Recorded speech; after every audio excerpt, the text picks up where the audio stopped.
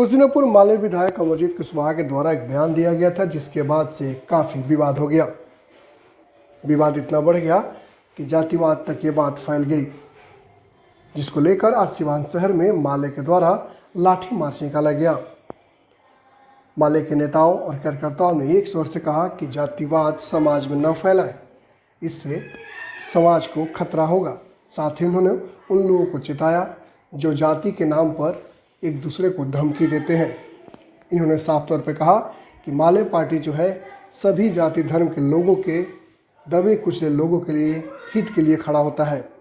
ऐसे में विधायक अमरजीत कुशवाहा के द्वारा दिए गए बयान पर किसी तरह का वाद विवाद न हो। आइए सुनते हैं लाठी मार्च के दौरान माले के कार्यकर्ताओं और नेताओं ने क्या कहा है।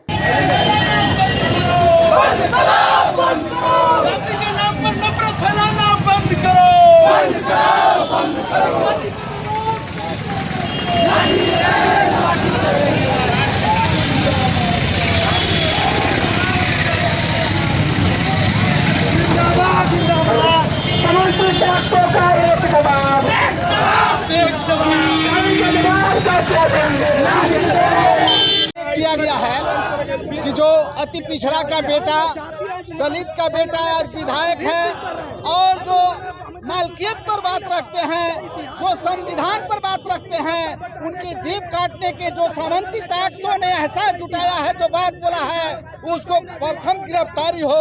अगर गिरफ्तारी नहीं होती है तो ये नौजवान सभा ऐसे अपमानित करने वाले लोगों को इस लाठी से जवाब देने का काम करेंगे। इस आह्वान के साथ आज सिवान के सड़कों पर छात्र नौजवान उतरे हुए हैं। विधायक हमारे गरीबों की आवाज है, अति पिछड़ों की आवाज है, शोषितों की आवाज है। अगर उनकी जीभ काटने की बात हुई है तो उस पूरे बिहार के गरीबों और शोषितों की जीभ काटने की बात हुई है। इसलिए बिहार और सिवान के नौजवान शोषित ये बर्दाश्त नहीं करेंगे। ऐसे अपमानित करने वाले सामंती ताकतों को लाठी से जवाब देने का काम करेंगे। सरकार इनको तत्काल गिरफ्तार करे, जेल के सलाखों में ऐसे लोगों को डालने का काम करे। गिरफ्तारी के लिए मार्च निकाले हैं। एक विधायक जो प्रतिष्ठित विधायक है, जनता के बात करता है, जनता के हित के बात करता है, गरीबों के बात करता है, और उन्होंने गरीबों के जमीन के लेकर के बात किया, जिनको लेकर के जो छापरा के पूर्व MP परुनाथ सिंह का जो भतीजा है वो जीभ काटने के बात कहे।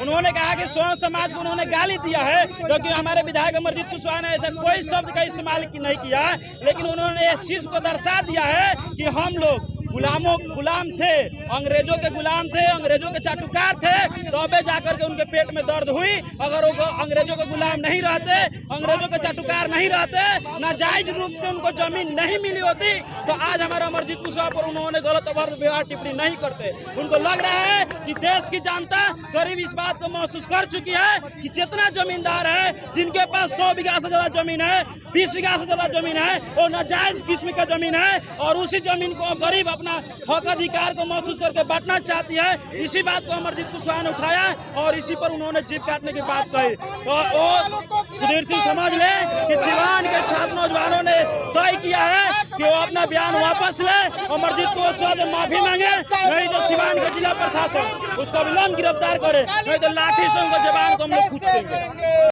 छात्र संगठन आइसा और नौजवान संगठन इनौस के माध्यम, इनकलाबी नौजवान सभा के माध्यम से हम लोग लाठी मार्च निकाले हुए हैं, क्योंकि आप जानते हैं कि 5 तारीख को जीरादेव विधायक अमरजीत कुशवाहा ने एक सभा के दौरान उन्होंने कहा था कि अंग्रेजों के दलाल जो कुछ लोग देश में गरीब मजदूरों का शोषण करते थे, और वो लोग अंग्रेजों के साथ मिल करके और देश पर शासन करते, गरीब मजदूरों का शोषण करते थे। इसी को लेकर के कुछ मीडिया के लोगों ने, कुछ सामंती अपराधी ताकतों ने इसको गलत बयान प्रचारित करके और पूरे बिहार में, और परुनाथ सिंह का बेटा सुधीर सिंह ने हमारे जीरादेव के विधायक अमरजीत कुशवाहा का कहा कि हम उनको जीभ काट लेंगे।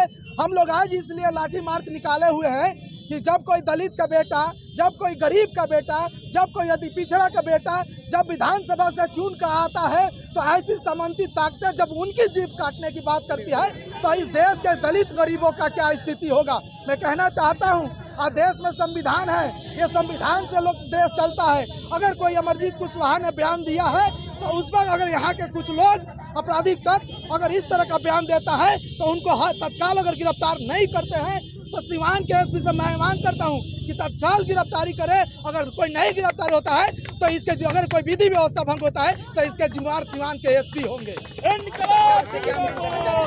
कहना चाहते हैं, बिहार सरकार से कहना चाहते हैं कि ऐसी अपराधी ताकतों पर लगाम लगाए और सिवान के एसपी से कहना चाहते हैं कि ऐसी ताकतों के, क्योंकि हम देख रहे हैं कि देश में मोदी सरकार से यहाँ के कुछ लोग जो सामंती ताकतें हैं वो सीख रही हैं कि दलितों को अपमानित करने का, बाबा साहब भीमराव अंबेडकर को अपमानित किया गया, ज्योतिबा फुले को अपमानित किया जा रहा है इस देश में अंबेडकर जी को अपमानित किया जा रहा है। इसलिए अब इस देश में संविधान है और संविधान से हमारा देश चलता है, तो कोई भी दलित गरीबों को अपमानित करेगा तो हम बर्दाश्त नहीं करेंगे। और आज हम सिवान जिले के और पूरे बिहार के नौजवान ये कहना चाहते हैं, ये देख लीजिए लाठी, ये लाठी वही है जो आपके खेतों में काम करता है, ये नौजवान वही है जो कुदाल चलाते हैं, ये नौजवान वही है जो फैक्ट्री में हथौड़े चलाते हैं। ये गरीबों का हाथ है।